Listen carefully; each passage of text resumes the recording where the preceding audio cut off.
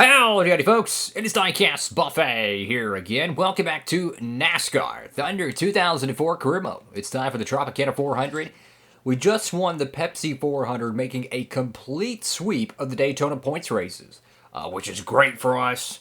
A huge win, the midway point, which means we're going to start eliminating drivers realistically in the championship standings. However, the Winston Cup must, roll on. We got Chicagoland, New Hampshire, which that's a very interesting track, Pocono. So we got a lot of fun going on there. We're fifth in points, 160 back, and we have 5 wins on the season. So that's going to be interesting moving forward. I like the 10.4 average finish, but I wish it was a little bit lower because if you look at our 2 championship seasons, which was 09 and 10, we're about 3 positions too much away. So realistically, I like to look at the championship scenario. I think you got to at least be within 800 points. So I'm sorry, McMurray, but you're not going to be the 2012 champion or whatever year we're in. Ricky Craven, you're on the bubble. You're on the bubble, fella. 2012. So we run in the primary paint scheme at the Tropicana 400. Our sponsors are happy. We don't have to really do anything in the shop. I'm curious. So one thing we've learned in this playthrough, and again, a game that was made 20 years ago, I never even understood this. So you see that happiness rating, happiness 76, etc. I had a bunch of guys on the team that had happiness 0, happiness 5, maybe happiness 20. And that's why our pit stops sucked so bad. The overall was in the 80s. I'm sitting there thinking, you play so many sports games, their overall is in the 80s. Okay, they're great. They're doing good like Madden. No, it's because their happiness was in the toilet, and it basically negated their overall to like an overall 10 or an overall 20. So my point is that is a whole new mechanic I didn't even understand until now in the year 2023. Telling you, man, when you create a great game like GTA San Andreas or Thunder 04, Thunder 03, that 20 years later just about, you're still learning about the game. That's the greatest games of all time have that ability. So we're going to 1.5 mile track. Car rating 82. Oh, let's go to Chicagoland. Alrighty, folks, so we qualified 39th here for Chicagoland, and get this, Elliott Sadler with a Robert Yates 38 car. Remember, he won at Martinsville in this playthrough this year. Well, guess what? He's on the pole. What is going on with the 38 camp this year? So without further ado, let's go trackside. The NASCAR Winston Cup Series comes to Illinois this week for today's race, the Tropicana 400 at the Chicagoland Speedway. Barney, we're still kind of new to this place. What do you think so far? Well, Joe, this really is a state-of-the-art facility. It's a 1.5-mile trioval similar to Las Vegas with more banking. We're in for a great race today. Kyle McCoy hasn't made much of a move in the points so far. Yeah, those guys have been working so hard this year. It's a shame it doesn't really show in points. Just seems they can't keep that car out of trouble on race day. Maybe their luck will change today. David Green looks to turn his luck around in this race. Oh, he definitely wants to turn things around starting now. His whole crew seems determined to pull out of this slump. I wouldn't be surprised if they pull off at least a top 15. Something a little out of the ordinary in this one for the McDonald's car. I spoke to the crew chief this morning, and he told me that they just missed the setup in qualifying, but he does expect his driver to make his way up through the field and get a good finish without much problem.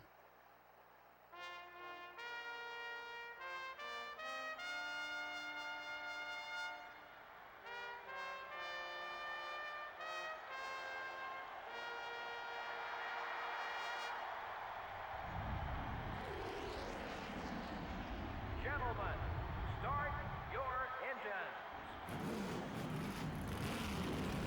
Alrighty, folks, here we go at Chicagoland Speedway. So, as cool as it is that Sadler got the pole, he's probably going to get lapped by the end of this race. And check out that Jeff Burton 99 car. He's finally running the Bassmaster paint scheme.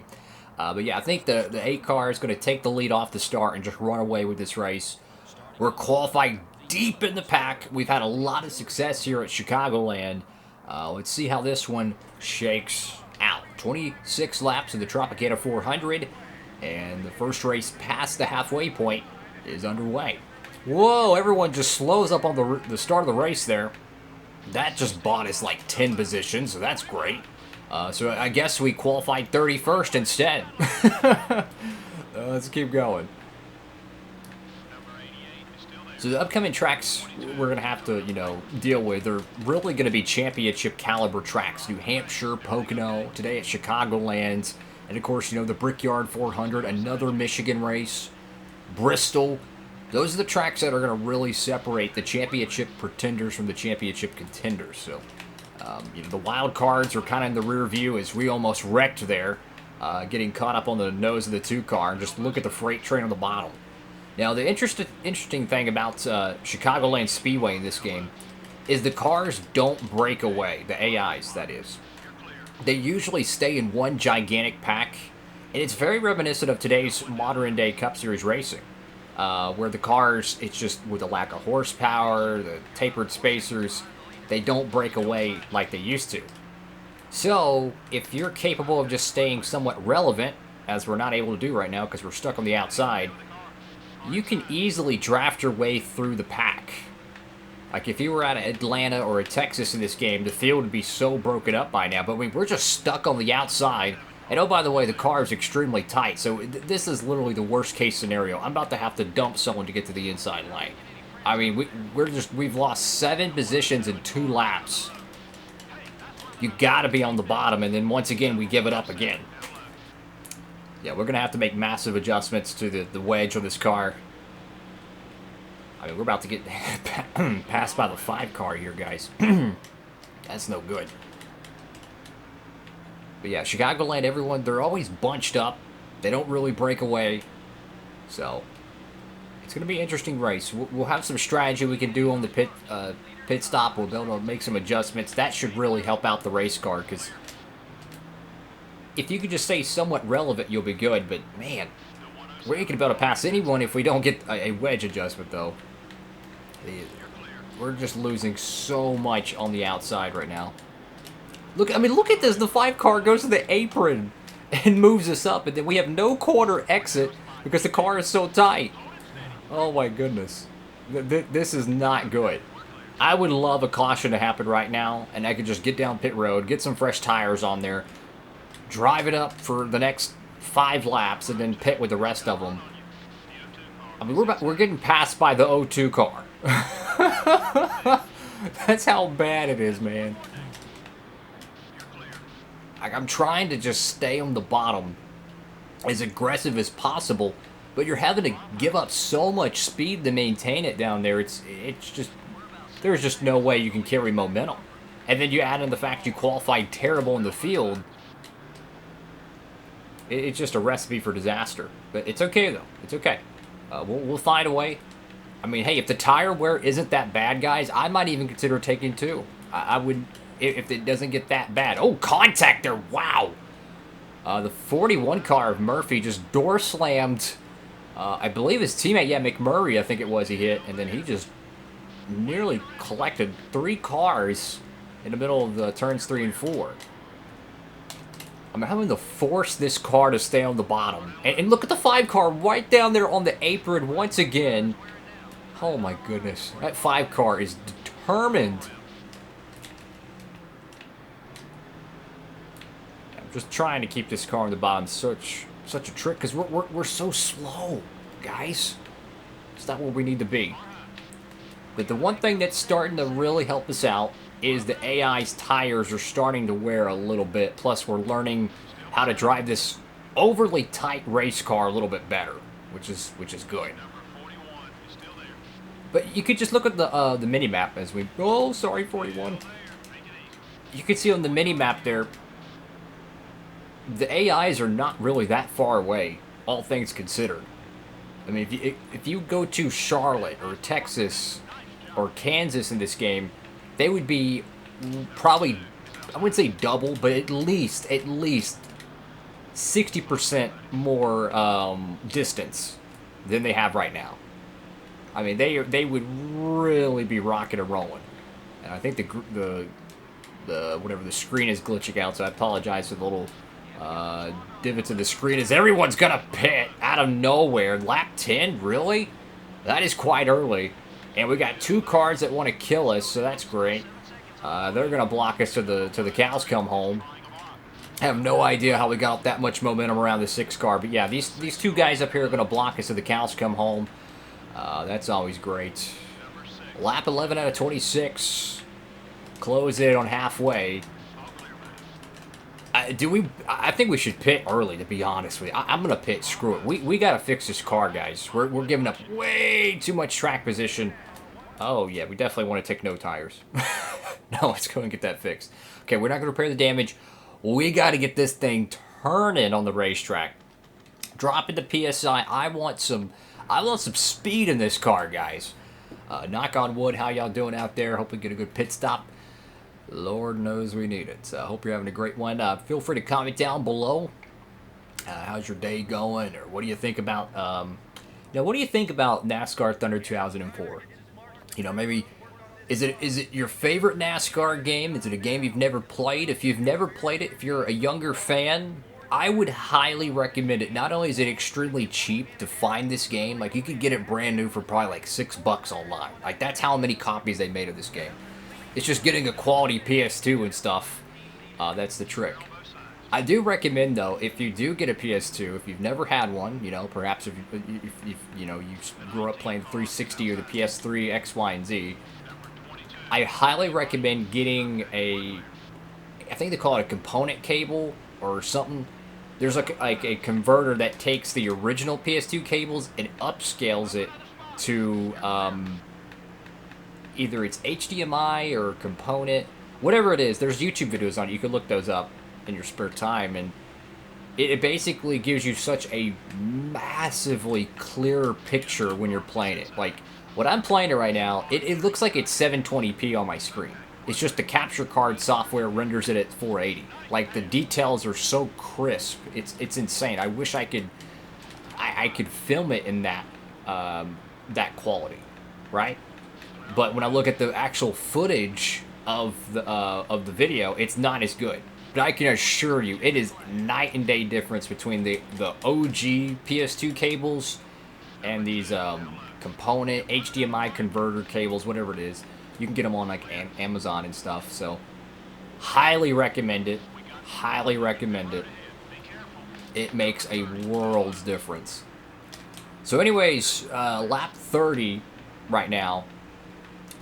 We got the car very loose. I think, honestly, a little too loose. Because, I mean, if we get on old tires right now, we're probably going to be up close and personal with the tow hook on the tow truck. Because we're going to spin out easily. But this thing is loose. It's amazing how the car was, like, extremely tight early in the going. And now the car is just slipping all over the track. Oh, 23, please don't block me, please. Dang it, Kenny Wallace. Come on, bud. Alright, so we got our lap back, so if a caution waves for whatever reason, we won't die. Oh, that was... Yeah, that was not good. 23's racing me pretty hard right now. I don't blame him, but I mean, he's holding me up. I need to get by this guy. We're 23rd right now. I just can't shake this 23 car. I botched the corner, but we might be able to at least get our nose underneath him. Nope. Maybe we can get by him in this corner. I don't know, but I'm getting to the point where I'm about to hit this 23 car and move him. Thank you. I appreciate it. I'm trying to make sure this car doesn't spin off the corner because it's so freaking loose. And you can see through all the pit stops, through all the chaos and strategy, look how far the leader is. That is not much at all. That's the beauty of Chicagoland in this game, is that the AI does not break away. So, not that it's forgiving or easy, but it just adds a different dynamic than the other 1.5 miles. I mean, this is a racetrack they absolutely need back on the Cup Series schedule. It would be one of the first things I would do. If I ran the NASCAR Cup Series, that would be one of the first things I would do. We would get Chicagoland back on the circuit. It's contact between Mayfield and Robbie Gordon. We're up to 18th here. I mean, we're hooking and booking right now. A caution would be just marvelous. I need to clear these guys. This is 3 wide racing with a loose race car. Oh, no. Yep. I saw that one coming, guys. 3 wide with a loose race car. Not exactly ideal. And we also got a PO driver, so that's great. 3 wide, and he's going to hit me again. Yep. Let's just say the guys in the fab shop are already at the 57's hauler, and these guys, they're not going to put up with it. So we're just going to pull a Joey Logano and let our pit crew fight for us. I'm kidding. Oh, no, no, no. Now the car's going to handle even worse. And the guy's going to keep hitting us in the back bumper because he's trying to kill us on the racetrack. I could get it if it's like a road course or a Martinsville, but Chicagoland? Oh, no. So we're 18th right now. We might be able to Mickey Mouse a few more spots, but a top 10's out of the picture. Just a product of missing qualifying and, well, going 3 wide in the corner with a car that's really loose. And the thing is, when your car's loose, there's nothing you can do about it. Like, if the car's tight, you can always slow it down more and more and more, and it'll hook. But when your car's loose, it just jumps out. There's nothing you can do. You know what I'm saying? You're having to catch it. It's moving up the racetrack. Well, guess what you can't do when you're 3 wide? You cannot move up the racetrack under any circumstances. That's pretty much what it is. So, it's all good. It's just racing, but the 57 car is determined to kill me, so that's great. Who's leading the race? Oh, Jeff Gordon's leading the race. That's interesting. We are drifting in the corner, guys. That's what we want to do. Robbie Gordon, please. Just brake check the 57 car. I don't even know if we're going to have enough tires to finish this race. That's how loose this car is going to keep getting. I mean, I'm trying, but... Oh, of course, we're right in front of the 57 car. He's going to door slam us on the left side now. Oh, thank you, 57. Wow. What a guy. I mean, wow. You tear up the right side of my car, and now you want to tear up the left side of my car. Our tires are very warm. I mean, I'm about to spin out. Oh, I can't even control this thing, guys. He's about to catch up to us again. You know what I'm thinking? I'm thinking the old hook and book. I'm thinking of spinning this guy out and into the race. Because he's going to keep hitting us. I cannot control our car. Oh, I'm sorry, McMurray.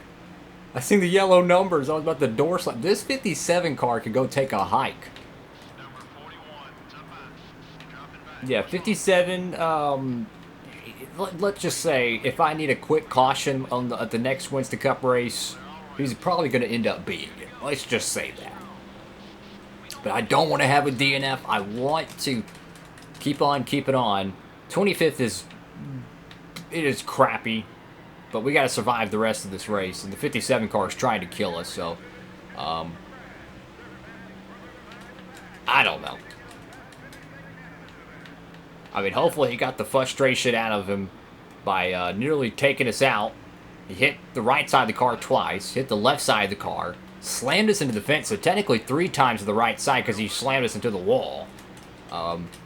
Yeah.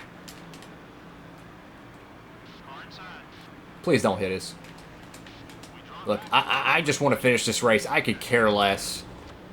Okay, that's the reason why he didn't hit us, because he's a 58 point. He was a 60 point rival earlier. He hit us so much that he quit. His anger actually went down. It's a freaking miracle. Yeah, let's just chalk this one up as a bad day at the racetrack, and we'll go get him next week. Jeff Gordon barely holds off Tony Stewart, and it was a 2-horse race. Kurt Busch 2.4 seconds out. Yeah, 57 car is going to get it, fellas. He going to get it. Because that was some chicken squat there. And you look at this. This is what started it, is we got loose. And, look, there's nothing I can do here, guys. I had a loose race car. I shouldn't have, but... Oh, of course it changes. It's okay. This guy needed to take a hike. If I can get the good camera angle. So he hit me there. I think he hit me again the next reel. Let's see. Lap 23. Yeah, our car's super loose. We're chasing it. And he's coming up on the left side. See if we can get a good camera shot. These things like to change a lot. Right here. So he's going to freaking turn hard right. and just body slam us, suplex us into the wall as the camera cuts again. There we go. There's our thumbnail right there. He's going to suplex us Brock Lesnar style into the fence. He goes on 2 wheels. This guy has the audacity to go on 2 wheels, trying to send us into the catch fence. I tell you what, the rivalry, whew, that 57 car gonna get it. So yeah, bad day at the racetrack. Gordon just obliterates the field. 18 laps led. Elliott Sadler actually held on for 3 laps. Even Nadu picked up a lap led. Let's see throughout the field where everyone else finished. And yeah, bottom of the barrel is going to be Coleman and Greg Hicks. Where did Earnhardt finish? I didn't get to see that. 9th, the outside pole sitter. Jeff Burton again with a top 5. I'm telling you, man, Burton is on a roll. Thank you all so much for watching the video. Make sure to like, comment, and subscribe. Hope to see you in the next NASCAR Thunder 2004 episode. And of course, for all your diecast shopping needs, hats, t-shirts, you name it, make sure to save on shipping with that promo code DIECASTbuffet for any orders $30 more at Circle B Diecast. Check it out in the description. That's all for now. Diecastbuffet signing off.